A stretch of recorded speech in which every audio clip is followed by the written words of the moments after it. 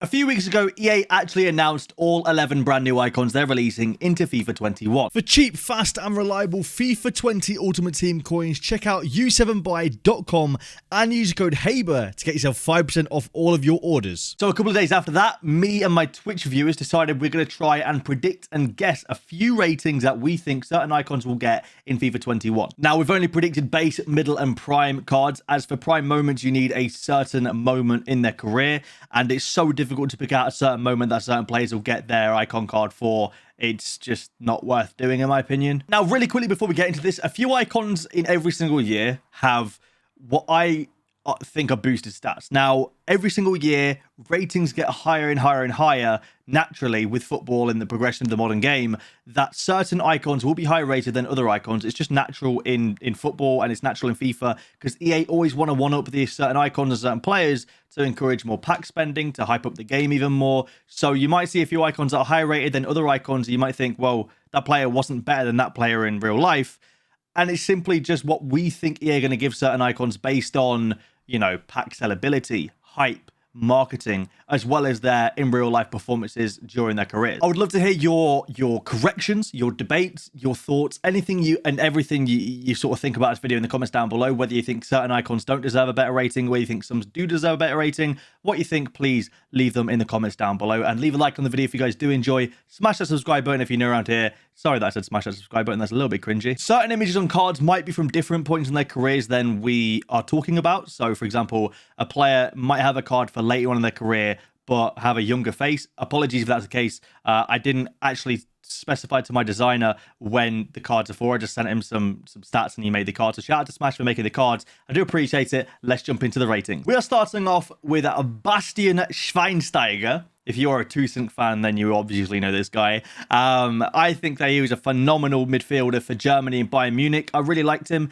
I was super disappointed, really, because he came to Man United towards the later stages of his career and unfortunately didn't get the game time that I wish he got. I know he was pretty old and the intensity of the game was a little bit different in the Premier League to the Bundesliga, but I still would have liked to see him play just a little bit more than he did. Anyway, we've gone for an 86 rated base card with 50 pace, 82 dribbling, 84 shooting, 82 defending, 85 passing, and 80 physical. This card represents the sort of latter stages of his career, just before going to Man United for Bayern Munich. We've got the 88 rated card, which is actually early on in his career. 64 pace, a bit more pace, 84 dribbling, 86 shooting, 83 defending, 88 passing, and 80 physical. Represents him in the early stages of him buying and things like that, just sort of earlier on in his career. And then his prime card at 91 rated. I think that this accurately represents just how good he was a player back in the day. He was phenomenal, and I think he definitely deserves this 100%.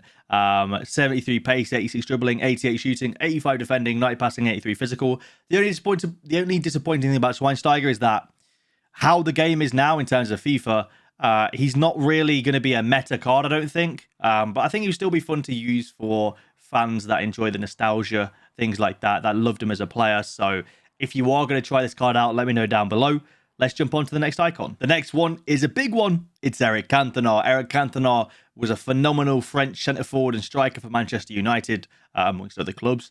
He did a really, really good job at United. From what obviously I'm not old enough to have watched Cantona in his prime. I spoke to my dad, who's been a lifelong Man United fan, and from what he tells me, it's almost having the same effect as what Bruno's had on Man United. And now that's not me calling Bruno Fernandes as good as Eric Cantona at all. But when Bruno came to Manchester United, the team started playing different football, training differently, trying different styles. And from what my dad tells me and from what other football fans have said, it's pretty similar with Eric Cantona when he first came to Man United. He made the team train differently, play differently. He played a different style of football to what everyone was used to. So with his base card being a striker, 90 rated for the early stages of his career, 87 pace, 90 dribbling, 90 shooting, 85 physical, 88 passing. His mid card from a little bit later in his career, 94 pace, 90 dribbling, 90 shooting, 87 passing, and 87 physical. And then his prime card, a 94 rated centre forward with 93 pace, 92 dribbling, 92 shooting, 42 defending, 90 passing, and 88 physical. Now, the reason why we went for such a high rated card in terms of Cantona's prime card is because he was the first icon officially announced. He seems to be an icon EA are marketing the game around. He's going to have a lot of hype. He's going to have a lot of press. EA are going to talk about him an awful lot. And I think that ultimately they'll give him a higher rated card in order to try and sell packs, to try and encourage more people to buy packs, to try and make this card as desirable as possible. Even if he doesn't deserve the 94, if you guys think he doesn't deserve the 94, I think EA will still give him a huge boost, because I think EA like to make cards desirable and they like to make people want to open pack. Next up, we are going for Ashley Cole. He is the first of two Arsenal/Chelsea legends / icons. We have got Ashley Cole. He obviously played for Arsenal and Chelsea. A few fans consider him a bit of a traitor, a bit of a snake, things like that. I don't have any opinion, being a Man United fan. I liked him for England. I thought he was a great left back, and I thought he's one of the best of all time, to be honest, in terms of English left backs and really left backs in world football. It's good to have a new left back in the game as well. I feel like the only left back we have this year, realistically, is Roberto Carlos. I mean, we have Base Maldini, but people don't really use Base Maldini as a left back, and they do use Roberto Carlos. We got two new right backs last year, so it's about time we got a left back. And also, I think it'll add a lot of dynamic to different teams. For example, if this card was in FIFA 20, you just know he'd be used to link Ryan Kent on full chemistry constantly. So we have Ashley Young, his base card being an 85 rated card with 92 pace, 78 dribbling, 85 defending, 80 physical, 78 passing, and 54 shooting. His mid card being an 88 rated left back from the latter stage of his career, 88 pace, 82 dribbling, 88 defending, 81 physical, 85 passing, and 58 shooting. And then his prime being a 90 rated left back. Could have easily been 91, could have been 89. You know, it was one of those where it's like it could have gone either way. Let me know down below which one you'd have preferred. We've got 91 pace, 84 dribbling, 89 defending, 82 physical, 85 passing, and 58 shooting. Now, earlier on, when I was recording earlier, because this is the second take I've had to make this video for some reason, the audio cut off, luckily. I kept calling him Ashley Young. It actually sparked a debate, and something I wanted to ask you guys for future FIFAs in, 5 years' time. Do you think a player like Ashley Young could get an icon card? Obviously, he was decent at Man United, but he was really good at Aston Villa as well. I spoke to a few friends, admittedly they are Man United fans, so it's a little bit biased, and they seem to think that maybe he could. So let me know down below whether you think Ashley Young could get an icon card in 5 to 10 years' time. The second Arsenal and Chelsea icon is going to be Petr Cech, obviously primed at Chelsea. He was fantastic at Chelsea, but he had a really good season at Arsenal. I think it was the 16-17 season at Arsenal, or it might have been 15-16 season. I think it might have been, I can't remember exactly which one. Anyway, he was up for Barclays Premier League Team of the Season nominee. I think he was in the Barclays Premier League Team of the Season. He was one of the best keepers statistically in the league that year and just played really well for Arsenal.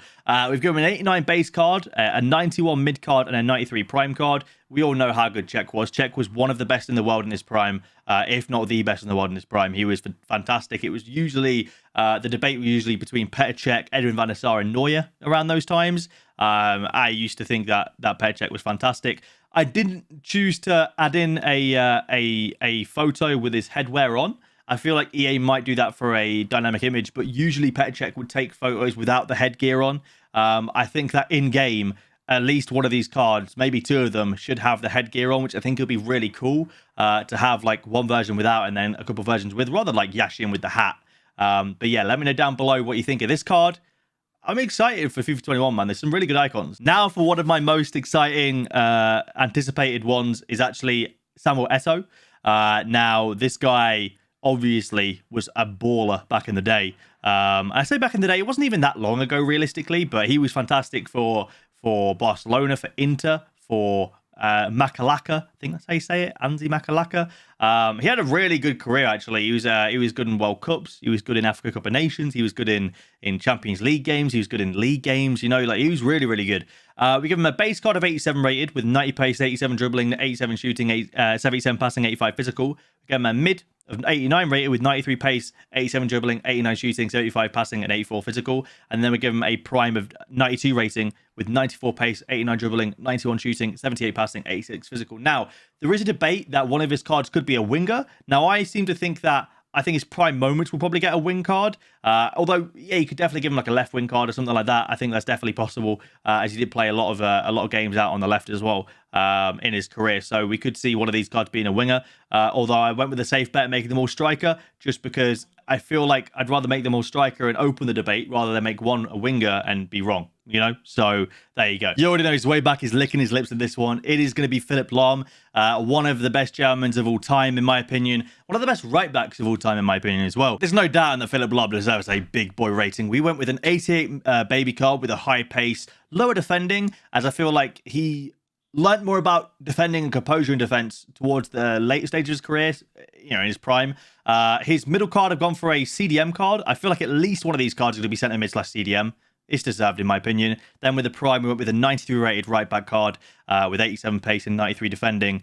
I honestly think that Philipp Lahm could even be higher rated than this. However, we agreed on giving him a low rating because I feel like EA can be harsh sometimes, and also giving him like a 95 rated right back card, for example, and then him getting a 93 rated, I feel like we'd be disappointed. Whereas if we rate him a little bit lower and it turns out he's got a higher rated prime card, it's going to be happy day. He's going to feel more excited.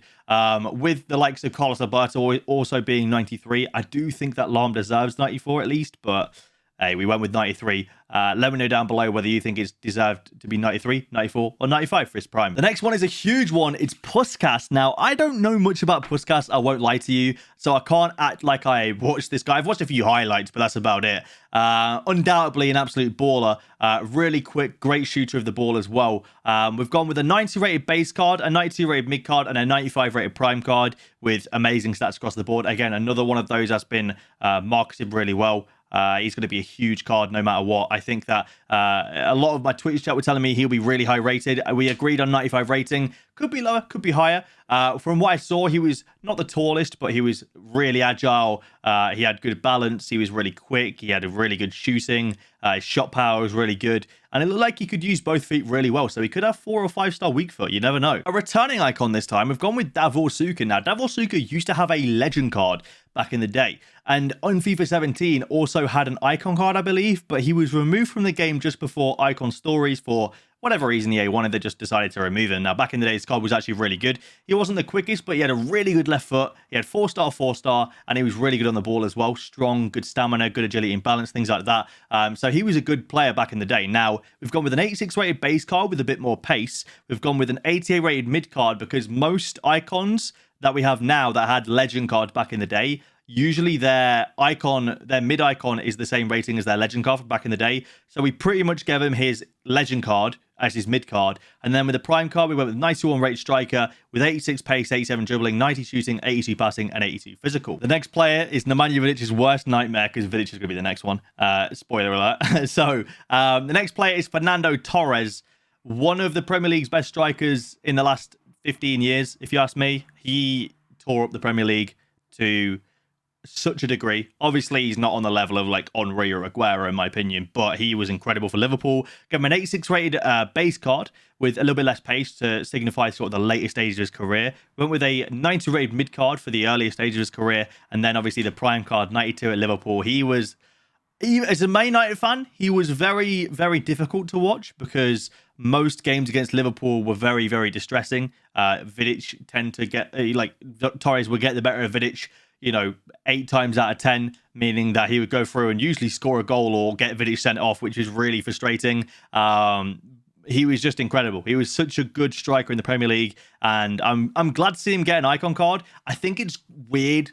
I'm only 21 years old. I think it's really weird seeing icons like Torres. It makes me feel old seeing Torres get an icon card, considering we're used to players like, I don't know, Eusebio, Cruyff, Hullet, players that played a couple generations before my time, maybe. Hullet was a poor example of that. Hullet wasn't a couple generations before my time, but my point still stands. That there's a lot of icons that I really didn't watch as a kid. And now seeing people like Vidic and Torres get icon cards, it's actually really cool. I like it a lot. Anyway, the penultimate icon card here is actually Nemanja Vidic, one of my favourite centre-backs of all time. There is a debate going on right now. Who is better, Terry or Vidic?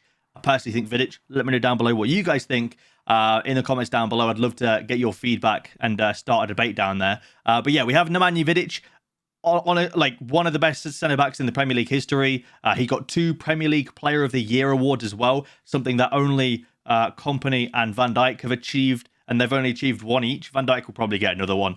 next year if he continues playing as well as he does. But yeah, Vidic was in a different class. 88 rated base card for the last stage of his career, only 59 pace, 66 pace on his mid card, and a bit generous 73 pace on his prime card. He wasn't actually like the slowest player. He wasn't fast, but he wasn't the slowest player. It's just, I think that the modern game now has adapted a lot of really quick plays into that centre-back role, whereas in previous times, the pace of the game wasn't as quick. So you could have a Rio Ferdinand or a Nemanja Vidic at the back, and you know, whilst Nemanja Vidic wasn't the fastest, he still kept up with a lot of attackers. So I've been a bit generous, but I can't wait to try this card out. I'm really excited for Nemanja Vidic. And last but not least, we have the wizard, the magician. It is Xavi, one of the best passers of world football, one of the best dribblers in world football, one of the Spanish GOATs, one of the best Spanish players to ever live, in my opinion. He ran the midfield with Iniesta, both in the World Cup, both for Barcelona. He has some incredible times as a Spanish player and as a Barcelona player. He's won Champions League medals. He's won BBVA medals. Back then it was called La Liga BBVA. He's got World Cup medals as well. He was phenomenal. We've gone with a 90 rated base card, a 92 rated mid card, and a 94 rated prime card. He was never really that quick, but he was always incredibly good at dribbling. Great passer. His shooting was never really amazing, but he had a good accurate shot and he could put the ball in the net when he needed to. He just didn't have particularly a powerful shot. So, but he could hit free kicks and things like that. And obviously his vision and things like that was just, it was almost next to none. There was only Pirlo, Iniesta, and a couple of the players in the game that really had that vision and passing ability quite like Xavi. So we're giving him these cards. Let me know down below if you think these are accurate or not. We kind of based a few of these cards based on previous FIFAs and stuff like that as well. So we kind of went through different FIFAs to kind of get a gauge of what EA were giving certain players. So this is what we came up with. I'd love to hear your feedback in the comments down below. If you have enjoyed, please leave a like down below. Subscribe if you guys aren't around here. Thank you for watching, and I'll see you later.